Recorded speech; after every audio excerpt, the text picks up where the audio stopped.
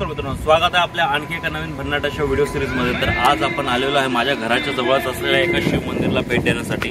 तर आज महाशिवरात्री आहे, तर त्याच निमित्ताने आज आपण आलेलो आहे शिव मंदिराला भेट देण्यासाठी। तर माझ्या मागे तुम्ही बघू शकत असाल तर फार प्राचीन आणि सुंदर असं हे शिव मंदिर आहे। तर बघू शकता तुम्ही। तर समोर तुम्ही पाहू शकत असाल आगाश येथील प्राचीन आणि सुंदर असे कौलारू बांधकाम असलेले शिव मंदिर आणि त्यालाच लागून असलेले इतिहासाची साक्ष आणि इतिहासाचा वारसा जपणारे हे कुंड। हो मित्रांनो, सुरुवातीला हे एक कुंड होते। अशी आख्यायिका आहे की येथे एका स्त्रीने स्नान केले असता तिच्या अंगावर असलेले कुष्ठरोग हे बरे झाले। त्याच्याच नंतर या कुंडाचे मोठ्या तलावात रूपांतर करण्यात आलेले आहे। तर सुमारे 350 वर्ष जुने असे हे कुंड आहे।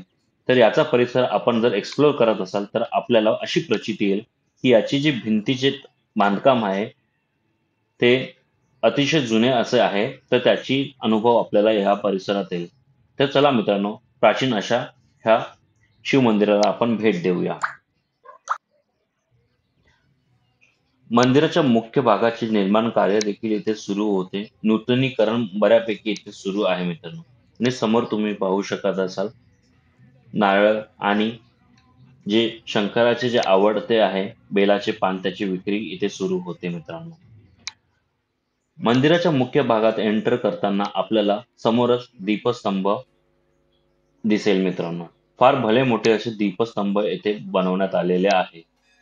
तर चला मित्रांनो, आता मंदिराच्या आत आपण प्रवेश करून घेऊया।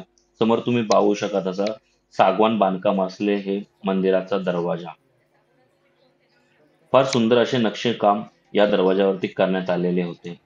आणि महाशिवरात्री निमित्ताने येथे भली मोठी शंकर आणि पार्वतीची रांगोळी देखील इथे बनवण्यात आली होती। तर समोर तुम्ही पाहू शकत असाल मित्रांनो किती सुबक रांगोळी इथे बनवण्यात आलेली आहे। आणि मंदिराचा जो कळस आहे तिथे समोर तुम्ही पाहू शकत असाल जे 12 ज्योतिर्लिंग आहे त्याचे प्रतिकृती इथे बनवण्यात आलेली आहे।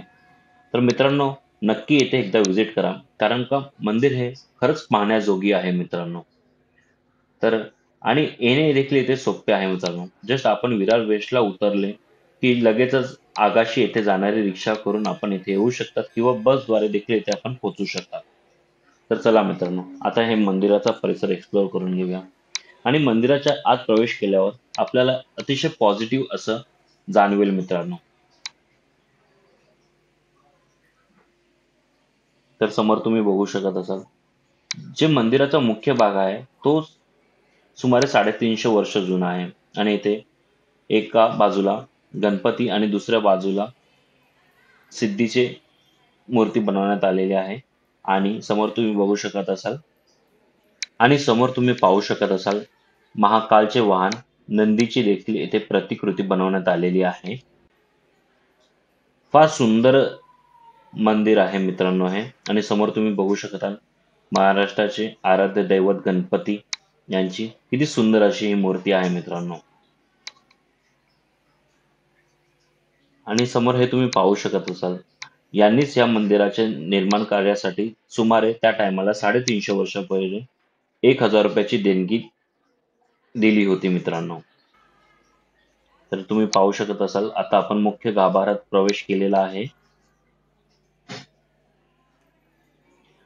तर नक्की मित्रांनो, आपल्याला वेळ भेटला तर या मंदिराला आपण भेट द्या अशी ही माझी विनंती असेल। आणि आपण आपली जी हिंदू धर्म आहे त्याला जपला देखील पाहिजे। आणि हे पाहू शकत असाल पार्वती देवीची देखील इथे मूर्ती बनवण्यात आलेली आहे मित्रांनो।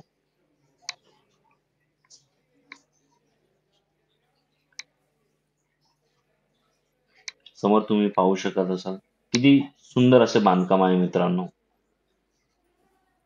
आणि सर्व भाविक मनापासून शिवलिंगाची पूजा करत आहे मित्रांनो।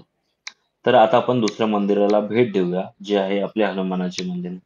हे मंदिर देखील सुमारे 350 वर्ष जुने आहे मित्रांनो। आणि या मंदिराची जी पुनर्बांधणी आहे ती सुमारे 137 वर्षापूर्वी करण्यात आलेली होती अशी आपल्याला नोंदी या मंदिराच्या वरती आढळून येते। आणि या शिव मंदिराला लागूनच असलेले हे आपले हे हनुमानाचे मंदिर आहे। आणि समोर तुम्ही पाहू शकत असाल